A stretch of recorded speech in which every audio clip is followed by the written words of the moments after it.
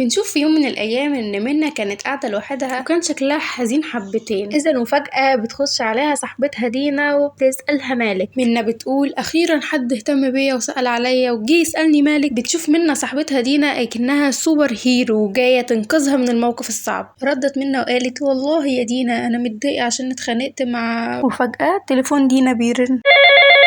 استأذنت دينا من صاحبتها منى وبتقول لها سوري منى لازم ارد على التليفون. منى قالت لها ايوه طبعا، ومشيت دينا وما جتش عشان تسمع صاحبتها منى مالها. طب نروح نشوف دينا كده، بنسألها بنقول لها ليه ما روحتش لمنى بعد ما خلصت التليفون؟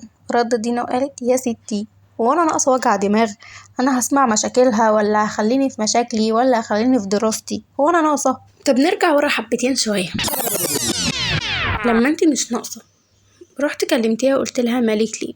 بتسأليها ليه خليتيها تتعشم ان انتي هتحللها مشكلتها، او بمعنى اصح هتسمعيها وتحتويها. ايوه هي كانت زعلانه ومتضايقه في الاول، بس انتي لما روحتي كلمتيها وبعدين مشيتي وما رحتلهاش تاني سبتيها زعلانه اكتر من الاول. بس دينا ردت رد متخلف حبتين. عارفين قالت ايه؟ قالت انا بسأل من باب المجامله، يعني عايزه اعمل نفسي ذوق شويه. ايوه حضرتك انتي كده مش ذوق، انتي كده قلتي الذوق. نتكلم جد حبتين، ما تسألش مالك من باب المجاملة، ما تعملش نفسك ذوق وانت قليل الذوق حضرتك. يعني سألت مالك تسمع، مفيش حاجة اسمها انا بعزم او انا بقول لها مالك من باب المجاملة. لا يا حبيبي انت كده قليل الذوق حبتين تلاتة. يعني اللي بيهرب من سمع مشاكل الناس هو تقريبا شخص من جواه متعب نفسيا بجد وهيأذيك، يعني شخص توكسيك من الاخر. يعني